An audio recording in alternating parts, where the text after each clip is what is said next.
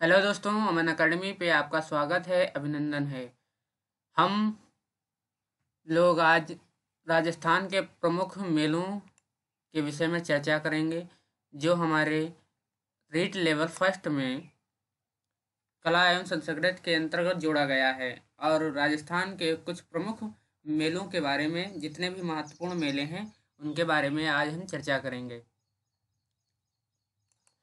इससे पहले हम लोगों ने लोक देवता का चैप्टर पूरा पढ़ लिया है। अगर आप लोगों ने नहीं उसे देखा है तो प्लेलिस्ट में जाकर ज़रूर देखिएगा और चैनल को सब्सक्राइब कर लीजिएगा, ताकि आपको समय समय पर आने वाले वीडियो अपलोड किए जा सके, वो आप देख सकें।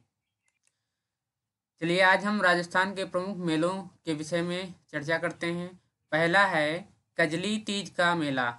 कजली तीज का मेला जो है बूंदी में लगता है। कजली तीज का मेला बूंदी में लगता है और ये कब लगता है? भाद्रपद कृष्ण तृतीया को। तो ये याद रखिएगा, कजली तीज का मेला भाद्रपद कृष्ण तृतीया को लगता है। दूसरा है मंचमुंड तीर्थ मेला धौलपुर। मंचमुंड तीर्थ मेला, ये याद रखिएगा कि मंचमुंड तीर्थ मेला कहाँ लगता है? धौलपुर। ये अश्विन शुक्ल पंचमी को लगता है। अश्विन शुक्ल पंचमी को लगता है। इसे तीर्थों का भांजा भी कहा जाता है। तीर्थों का भांजा भी कहा जाता है। तो ये याद रखिएगा कि पूछ सकता है कौन से मेले को तीर्थों का भांजा कहा जाता है, तो इसे मंचमुंड तीर्थ मेला को तीर्थों का भांजा कहा जाता है। नंबर 3, वेणुसर धाम मेला डूंगरपुर।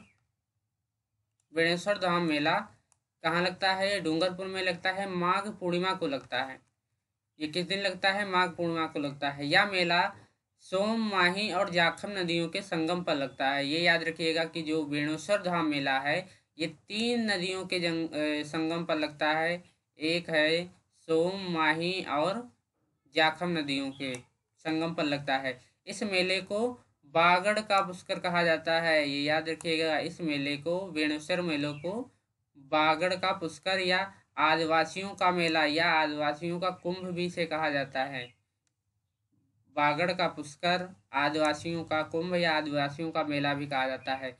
संत माव जी को वेणुसर धाम पर ज्ञान की प्राप्ति हुई थी। संत माव जी को जो है इसी वेणुसर धाम पर क्या हुआ था? ज्ञान की प्राप्ति हुई थी। तो ये मेला बहुत ही महत्वपूर्ण है, ये याद रखिएगा, वेणुसर धाम का मेला। नंबर 4 है सीताबाड़ी का मेला। सीताबाड़ी का मेला केलवाड़ा 12 में लगता है। सीताबाड़ी का मेला कहाँ लगता है? केलवाड़ा 12 और ज्येष्ठ अमावस्या को लगता है। ये याद रखिएगा। कभी कभी जो है इनकी तिथियां पूछ देता है कि जो है कौन सा मेला कौन सी तिथि को लगा था, और तिथियां जो है हिंदी महीनों के नाम में होती हैं। तो याद रखिएगा, सीताबाड़ी का मेला ज्येष्ठ अमावस्या को, और इसे सहरिया जनजाति का कुंभ कहते हैं। इसे सहरिया जनजाति का कुंभ कहा जाता है। नंबर 5 है वीरपुरी का मेला, जो मंडोर जोधपुर में।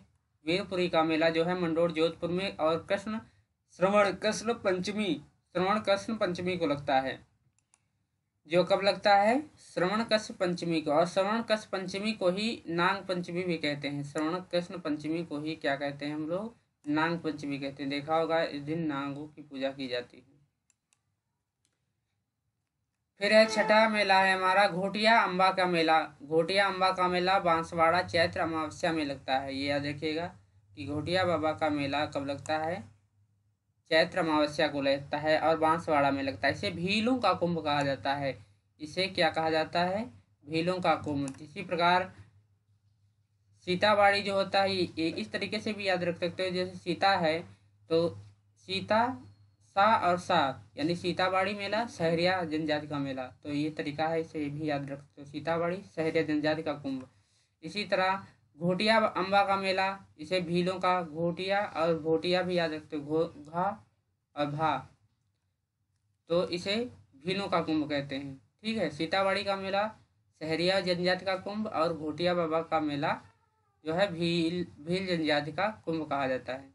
इसी प्रकार भूरिया बाबा या गोमतेश्वर मेला, भूरिया बाबा या गोमतेश्वर मेला अरणोद प्रतापगढ़ में लगता है और ये वैशाख पूर्णिमा को लगता है। किस दिन लगता है ये? वैशाख पूर्णिमा को। इसे मीणा जनजाति का कुंभ कहा जाता है। इसे मीणा जनजाति का कुंभ कहा जाता है। 8वां मेला है गौर का मेला। गौर का मेला ये सिरोही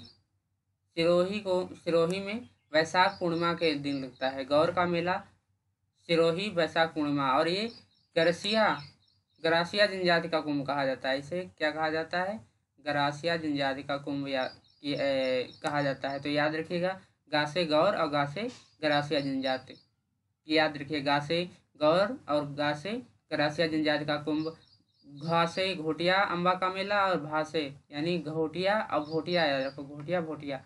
तो घोटिया से भीलों का कुंभ कहा जाता है। और सीताबाड़ी का मेला सहरिया जनजाति। ये तरीके हैं कुछ याद करने के जिससे आपको ज़्यादा से ज़्यादा समय तक याद रहेगा। तो गौर का मेला सिरोही और ये गरासिया जनजाति का कुंभ कहा जाता है।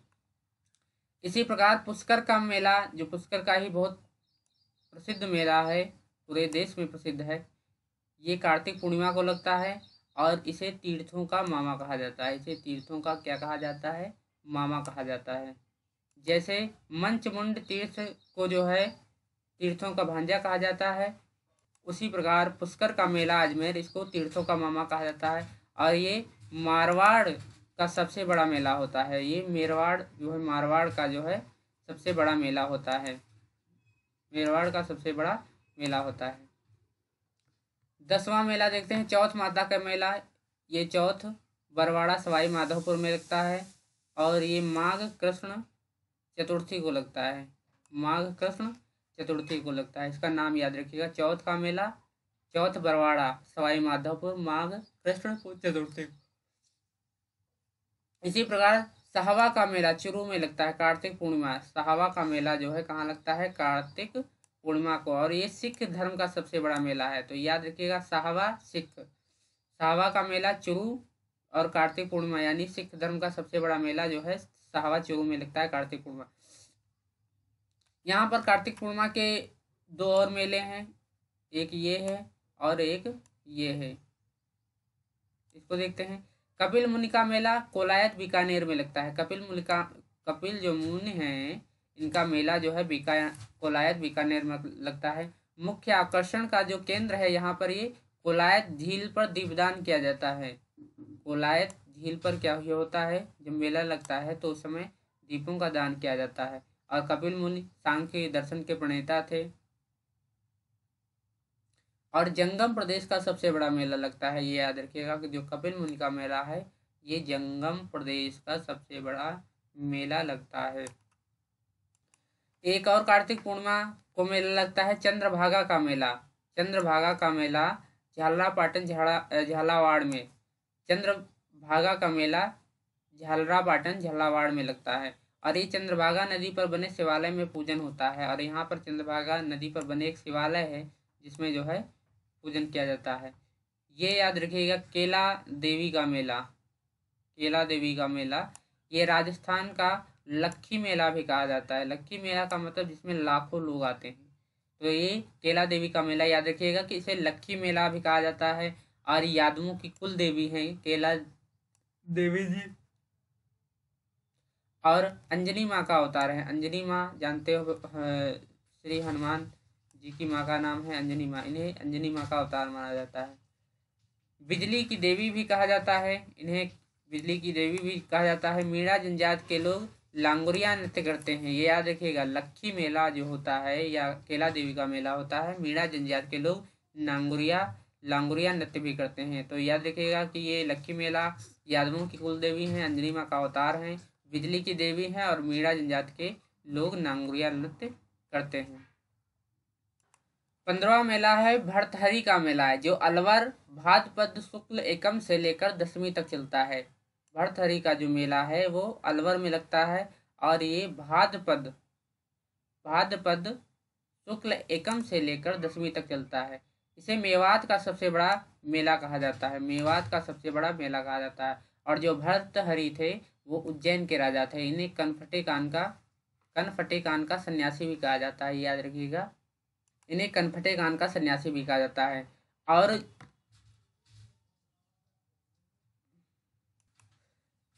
पांडुपोल का मेला अलवर में लगता है। ये भी कहाँ लगता है? अलवर में। याद रखिएगा, भर्तहरि और पांडुपोल का मेला कहाँ लगता है? अलवर में। उर्स मेला या ख्वाजा मनोजुद्दीन चिश्ती दरगाह भी कह सकते हो। उर्स मेला या ख्वाजा मनोजुद्दीन का उर्स जो है अजमेर में लगता है। ये कहाँ लगता है? अजमेर में। और यह पहला उर्स या सबसे बड़ा उर्स है। जो ख्वाजा मनोजुद्दीन चिश्ती की दरगाह पर जो उर्स का मेला लगता है, ये सबसे बड़ा और पहला उर्स है। अजमेर नगर के सूफी संत ख्वाजा मनोजुद्दीन चिश्ती की दरगाह है और इसे अजमेर शरीफ भी कहते हैं। इसे अजमेर शरीफ भी कहते हैं। और यहाँ प्रति माह में रमजान माह में 1 से 6 तारीख तक उर्स मनाया जाता है। यहाँ प्रति माह तक जो है 1 से 6 तारीख तक उर्स मनाया जाता है। ये सबसे बड़ा उर्स है। और नोट याद रखिएगा कि दूसरा सबसे बड़ा उर्स जो है वो संत तारकीन का उर्स है, जो नागौर में लगता है। सबसे बड़ा अगर पूछा जाए तो सबसे बड़ा उर्स तो ख्वाजा मनोजुद्दीन चिश्ती वाला उर्स हो जाएगा। और अगर दूसरा सबसे बड़ा उर्स पूछा जाए तो संत तारकीन का उर्स, जो नागौर में लगता है। जो कहाँ लगता है? नागौर में लगता है। इसी प्रकार मल्लीनाथ पशु मेला तिलवाड़ा बाड़मेर में लगता है चैत्र माह में। मल्लीनाथ पशु मेला तिलवाड़ा बाड़मेर चैत्र में लगता है। ये राजस्थान का सबसे प्राचीन मेला है। पशु मेला राजस्थान का सबसे प्राचीन पशु मेला है। और मल्लीनाथ जो है राठौड़ शासक थे। मल्लीनाथ जो है राठौड़ शासक थे। कुछ और नागौर के कुछ और प्रमुख मेले भी हैं। नागौर के और कुछ प्रमुख मेले हैं, जैसे तेजा बसु का मेला परबतसर, रामदेव का पशु मेला मानसर, दधिमती का मेला और बलदेव पशु मेला मेड़ता और झूला मेला। तो नागौर के कुछ प्रमुख मेले हैं, ये भी याद रखिएगा कि तेजा पशु का मेला, रामदेव का पशु मेला, दधिमती का मेला, बलदेव पशु मेला और झूला मेला। तो ये 5 मेले प्रमुख तौर पर कहाँ लगते हैं? नागौर में लगते हैं। तो ये भी याद रखिएगा। कुछ और प्रमुख मेले हैं, जैसे गोमती सागर पशु मेला झलरापाटन, गोमती सागर पशु मेला झलरापाटन, जसवंत पशु मेला भरतपुर, यह याद रखिएगा, जसवंत पशु मेला भरतपुर, क्रिसमस मेला बारा, बाबू महाराज का मेला धौलपुर और नील पानी का मेला डूंगरपुर। तो ये कुछ और प्रमुख मेलों के नाम है जो याद रखिएगा आप लोग। क्वेश्चन आएगा अगर मेलों से तो यहीं से आने की पूरी संभावना है। गोमती सागर पशु मेला झलरापाटन, जसवंत पशु मेला भरतपुर, क्रिसमस मेला बारा, बाबू महाराज का मेला धौलपुर और नील पानी का मेला डूंगरपुर। नील पानी का मेला डूंगरपुर। कुछ महोत्सव भी हैं जो राजस्थान में मुख्यतः पूछे जाते हैं और एग्जाम में भी पूछे जाने की संभावना है, क्योंकि एग्जाम में कुछ भी पूछ सकता है, इसमें कुछ कहा नहीं जा सकता। तो ऊंट महोत्सव बीकानेर का फेमस है। ऊंट महोत्सव जो है बीकानेर, और ये जनवरी माह में होता है। ये कब होता है?